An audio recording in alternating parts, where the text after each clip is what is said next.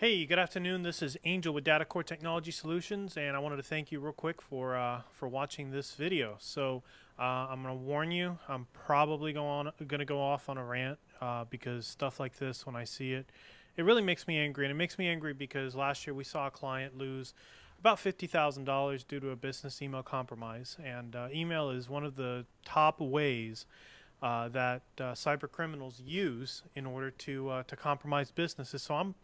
To say that I'm a bit passionate about it is really putting it lightly. I saw this come into my inbox, and just the first thing that came to mind was rage, because this day and age, as bad as email problems are, just folks, if you run a business, we got to do better. We owe it to our clients to put forth a professional face and to just be professional and care about them and their privacy. So here's the deal. Let me set this up for you.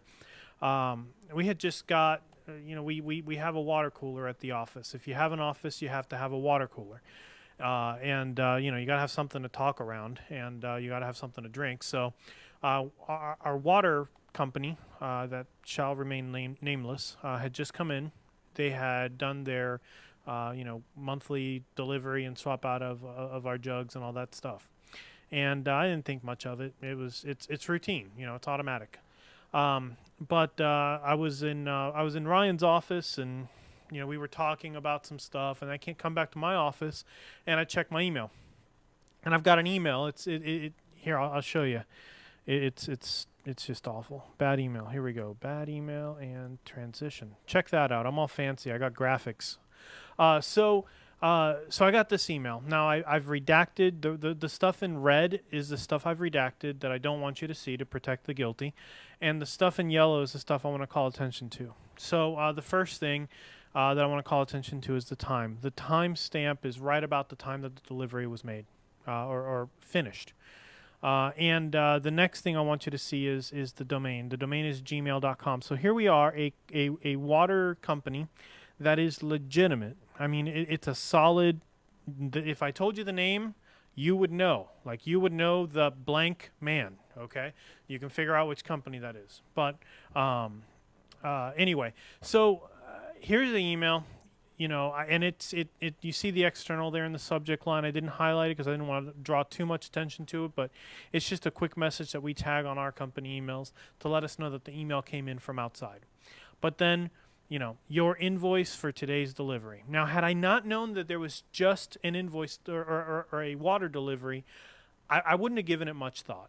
But if this is all I'm coming to and I don't have any context, I mean, this is just classical don't do, okay? That your invoice for today's delivery is one of the oldest tricks in the book to get somebody to open a PDF.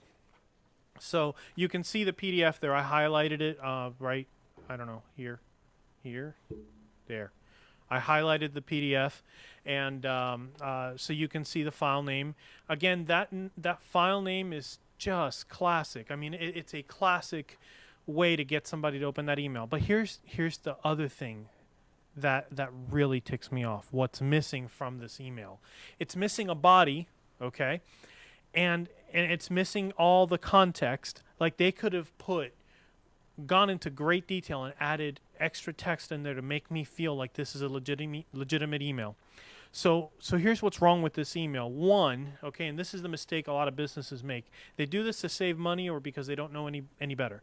Number one, gmail.com. Get a domain with your business name on it, okay? Ours is datacore.com. When you see an email coming from datacore.com, you've got a reasonable expectation that that email came from us. And even if you suspect it, give us a call. We'll be more than glad to authenticate it for you. But give your clients a fighting chance. Stop using Gmail in your business email because it's just too much fraudulent use, okay? All right, the number two thing is put something in that body of that email message, maybe a detail that your client might know, or just a note letting them know, hey, we appreciate you, blah, blah, blah. Don't just send an attachment with a blank body, okay? You never know who might open it. And again, if we're training our clients not to open these emails. So if you want somebody to see your emails, you need to do something to make sure that those emails are really going to be seen. So I'm done ranting about the email. Let's move on to the invoice. And by the way, I have a method for checking the invoices. So, do your, don't go and open the attachments on your own. I've got some safe ways to do it.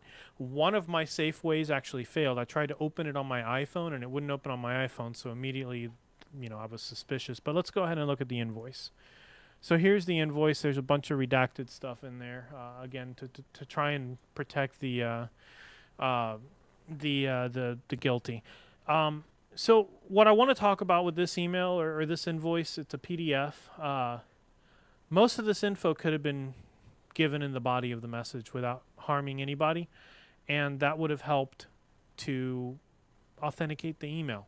So, again, that's number one, use a company domain name. Number two, use the body of the message wisely. As you can see, this was a harmless email, but again, it can desensitize people and get them to click on something they shouldn't be clicking on. So all that to say, I want to thank you for watching this short video. I think I kept it short. No, I've been ranting for almost 7 minutes. That's crazy. But thank you for watching the video. Thank you for following us online and social media on Facebook, Twitter, and LinkedIn. And I hope this video was helpful to you. If you happen to be making these mistakes, don't fret. Don't let my anger scare you away. It's okay. We can help you fix it. The whole idea, I want you to see just how important this is. Okay, this is absolutely crucial because there is a heavy effort right now to educate folks on what legitimate and illegitimate email looks like. And if you need your clients to open up your email because there's valuable info, you need to avoid all the tactics that scammers are using to get them to open emails. So you don't want to look like a scammer. So anyway, thanks again. I appreciate you for watching, and have a blessed day. We'll catch you soon. If you have any questions, be sure and post them on here. I'd be more than glad to answer them. I'd love to answer them. If you like my rants and want to see me more, make sure you do that. I love ranting. Arguing is a sport to me, so I love it. So go ahead and, again, leave some comments and share this video. Get this video out there as far and wide as you can, because it could very well save somebody a ton of money. Like I said, one of our clients suffered a $50,000 loss over an email last year, so we don't want to do that. Thanks a lot, and I'll talk to you soon.